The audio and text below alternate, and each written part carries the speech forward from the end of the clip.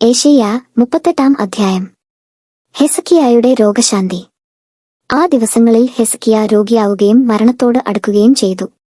ആമോസിന്റെ പുത്രനായ ഏശയ്യാ പ്രവാചകൻ അവനെ സമീപിച്ചു പറഞ്ഞു, കർത്താവ് അരുളി ചെയ്യുന്നു, നിന്റെ ഭവനം ക്രമപ്പെടുത്തുക, എന്തെന്നാൽ നീ മരിക്കും, സുഖം പ്രാപിക്കുകയില്ല.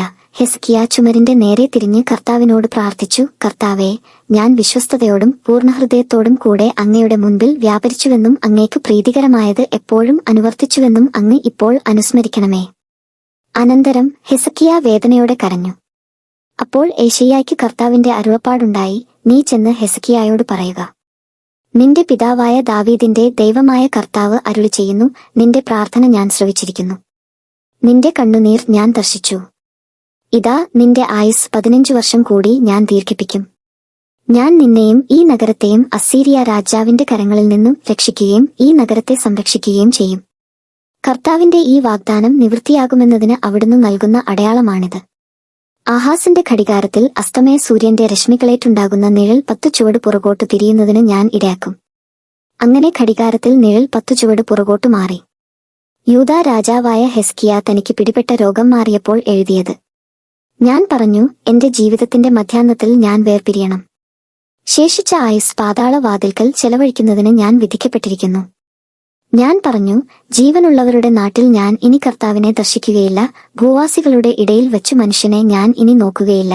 ആട്ടിടയന്റെ കൂടാരം പോലെ എന്റെ ഭവനം എന്നിൽ നിന്നു പറിച്ചു മാറ്റിയിരിക്കുന്നു. നെയ്ത്തുകാരനെ പോലെ എന്റെ ജീവിതം ഞാൻ ചുരുട്ടിയിരിക്കുന്നു. തറയിൽ നിന്ന് അവിടുന്ന് എന്നെ മുറിച്ചു നീക്കി. പകലും രാത്രിയും അവിടുന്ന് എന്നെ അന്ത്യത്തിലേക്ക് നയിച്ചു കൊണ്ടിരിക്കുന്നു. പ്രഭാതം വരെ സഹായത്തിനു വേണ്ടി ഞാൻ കരയുന്നു. ഒരു സിംഹത്തെപ്പോലെ അവിടുന്ന് എന്റെ അസ്ഥികൾ തകർക്കുന്നു. രാപകൽ അവിടുന്ന് എന്നെ അന്ത്യത്തിലേക്ക് നയിച്ചു കൊണ്ടിരിക്കുന്നു. മീവൽ പക്ഷിയെപ്പോലെയോ കൊക്കിനെപ്പോലെയോ ഞാൻ നിലവിളിക്കുന്നു.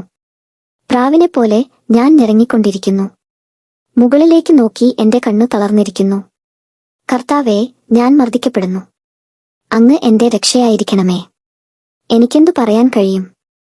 അവിടുന്ന് തന്നെ എന്നോട് സംസാരിക്കുകയും അവിടുന്ന് തന്നെ ഇത് പ്രവർത്തിക്കുകയും ചെയ്തിരിക്കുന്നു. മനോവേദന നിമിത്തം ഉറക്കവും എന്നെ വിട്ടകന്നിരിക്കുന്നു. കർത്താവേ, എന്നിട്ടും എന്റെ ആത്മാവ് അങ്ങയോടൊത്ത് ജീവിക്കും. ഞാൻ അങ്ങേക്കു വേണ്ടി മാത്രം ജീവിക്കും. എനിക്ക് ആരോഗ്യം പ്രദാനം ചെയ്ത് എന്നെ ജീവിപ്പിക്കണമേ. എന്റെ കഠിനവേദന എന്റെ നന്മയ്ക്കു വേണ്ടിയായിരുന്നു. അങ്ങ് എന്റെ സകല പാപങ്ങളും അങ്ങയുടെ പിന്നിൽ എറിഞ്ഞുകളഞ്ഞതുകൊണ്ട് നാശത്തിന്റെ കുഴിയിൽ നിന്ന് എന്റെ ജീവനെ അങ്ങ് രക്ഷിച്ചു. പാതാളം അങ്ങേക്ക് നന്ദി പറയുകയില്ല, മരണം അങ്ങയെ സ്തുതിക്കുകയില്ല. പാതാളത്തിൽ പതിക്കുന്നവർ അങ്ങയുടെ വിശ്വസ്തതയിൽ പ്രത്യാശയർപ്പിക്കുകയില്ല. ജീവിച്ചിരിക്കുന്നവൻ, അവനാണ് അങ്ങേക്ക് നന്ദി പറയുന്നത്, ഞാൻ ഇപ്പോൾ ചെയ്യുന്നതുപോലെ തന്നെ. പിതാവ് തന്റെ സന്തതികളെ അങ്ങയുടെ വിശ്വസ്തത അറിയിക്കുന്നു. കർത്താവ് എന്നെ രക്ഷിക്കും. ഞങ്ങൾ അവിടുത്തെ ഭവനത്തിൽ പ്രവേശിച്ച് ജീവിതകാലം മുഴുവൻ തന്ത്രീനാദത്തോടെ അങ്ങയെ കീർത്തിക്കും. അപ്പോൾ ഏശയ്യാ പറഞ്ഞു, അവൻ സുഖം പ്രാപിക്കേണ്ടതിന് ഒരു അത്തിയട എടുത്ത് അവന്റെ പരുവിൽ വയ്ക്കുക. ഞാൻ കർത്താവിന്റെ ഭവനത്തിൽ പ്രവേശിക്കുമെന്നതിന്റെ അടയാളം എന്തായിരിക്കുമെന്ന് ഹെസ്കിയ ചോദിച്ചിട്ടുണ്ടായിരുന്നു.